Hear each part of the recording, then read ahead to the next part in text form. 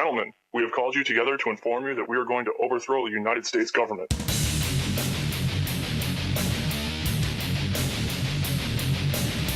You still think that jet fuel brought down the World Trade Center?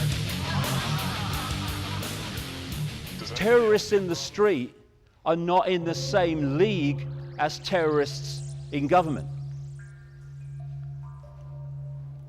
Coordinate, oh, no, it's a definition of terrorist. That's an interesting one. Oxford Concise Dictionary, how appropriate. One who favors or uses terror-inspiring methods of governing or coercing government or community, hence terrorism. Precisely.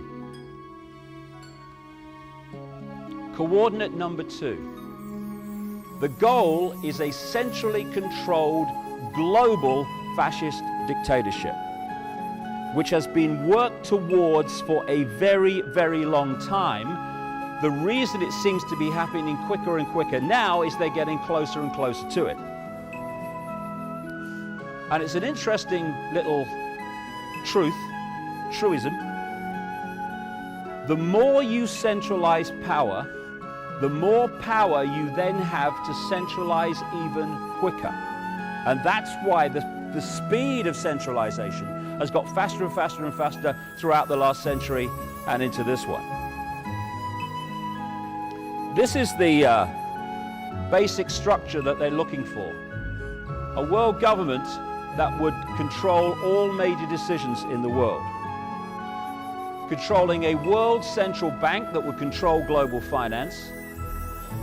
A global currency which would not be cash in the end, it would be purely electronic money, for which there are fundamental implications for freedom. Because if you go into a shop now and you hand over electronic money and they say, no, won't accept your card, this computer won't accept your card, then at least you can still just say, well, I'll pay cash then.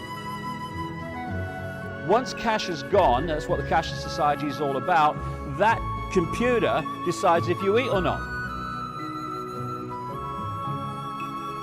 They want a world army which would impose the will of the world government. This is what they're evolving NATO and other amalgamation of armies into. It's supposed to defend Western Europe. That was just Western Europe, nothing to worry about. Now it's in Afghanistan. As I predicted in my books years ago, they would find more and more excuses to expand NATO's sphere of operation. And somebody said to me, a journalist said to me, why do they want a world army? Because there'd be no one to fight. Well, what about any country that says, no, we're not accepting the will of the world government? There we go. Under this structure, they want the European Union, which of course is now massively advanced. The American Union, the North American Union, Mexico, America, and Canada is well advanced behind the scenes. The Pacific Union, the Asia-Pacific Union, and the African Union, which they already have. And under that will become nation states which they want in the end to break up into regions so that there's no unity of defiance to the edifice of power above them. And the reason for centralization of power is very simple. Any dictatorship that wants to control the many from the few has to centralize decision-making. The more diversity of decision-making there is, the less control any central power is going to have over it. And you look in every area of our lives, centralization of power is going on and on and on. So when we're looking at identity cards, I mentioned on that previous slide, the last point there was the microchip population. When we look at identity cards, that's not the end. That's just the stepping stone. I said years ago, way back in the early 90s, to much hilarity, that the agenda was to create a microchipped population linked to a global computer. Well, people ain't laughing anymore because microchipping is becoming more and more prevalent. The ID card is only part of the move towards it. The idea is for microchip people. In the end, babies microchipped at birth after they leave the womb as part of the birth process. Barcoded people. And these microchips are going to be much smaller than this. as they progress. This is a story from UPI, which I'll read to you if you can't see it at the back. The US Department of Health and Human Services said Thursday that it was about to begin testing a new technology designed to help more closely monitor and assist the nation's homeless population. See, that's what they do when they're bringing these things in, start with the most vulnerable groups and then expand it out to the whole population. Under the pilot program, which grew out of a series of policy academies held in the last 2 years, homeless people in participating cities will be implanted with mandatory radio frequency identification tags that social workers and police can use to track their movements. Data from these tracking stations mounted on telephone poles will be transmitted to police and social service workers who will use custom Windows NT software to track movements of the homeless in real time. In what has become a chronic social problem, people living in shelters and on the streets do not seek adequate medical care and frequently contribute to the rising crime rate in major cities. Supporters of these subdermal chips tracking say the technology will discourage implanted homeless men and women from committing crimes while making it easier for government workers to provide social services such as delivering food and medicine. Oh, that's very kind of them. This is the world that we're so rapidly moving into. Same shit, different asshole. Except this is fascism at the technological cutting edge, which allows more control than ever Hitler could get. Coordinate 3. How do they do this? The power of the pyramid. You can also use the symbolism of the spider's web, but the pyramid will work because that's how it operates. The system operates in its structure a system of pyramids within pyramids, like Russian dolls, one doll inside a bigger doll inside a bigger doll inside a bigger doll. They have pyramids inside bigger pyramids inside bigger pyramids. If you look at any organization today, this university, for instance, any government, any business, any corporation, they're structured as a pyramid. At the bottom, you've got the vast majority of the people working for that organization. And as you go up the pyramid, you're meeting fewer and fewer people, but they know more and more about the agenda than those below them. It goes the other way and the other way, of course. And then eventually, you get to the capstone of the pyramid, the organization, and there are the tiny few people who are the only people that know how it all fits together and know what the real agenda is. Everyone else is at different levels of ignorance for what the organization's really about. And the idea is to hoard knowledge, some of it very, very advanced knowledge, well beyond anything we see in the public arena, in the hands of the few, and to keep the mass of the people in ignorance of that knowledge. And if I know really significant things, like the nature of reality and how we create it, and I keep it from everyone else, I am suddenly in a position of massive power. Because of this pyramid system, the network of interbreeding bloodline families going way back to the ancient world, they occupy the capstone of the pyramid. The people we think are in control, like prime ministers, presidents, heads of the World Bank, etc., they're much lower. They are not the people in power. They are the people who are placed in positions to administer into reality the policy dictated from the shadows, from people that the mass of the population have no awareness even exist, let alone how they're manipulating the system. So people focus on Bush and they say, oh, it's Bush, he's a vehicle. He's not Big Brother.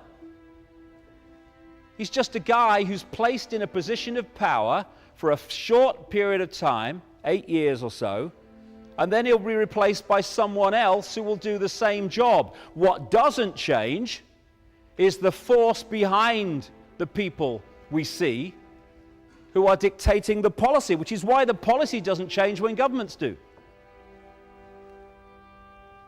This is the pyramid within pyramid system. The banking system is a pyramid.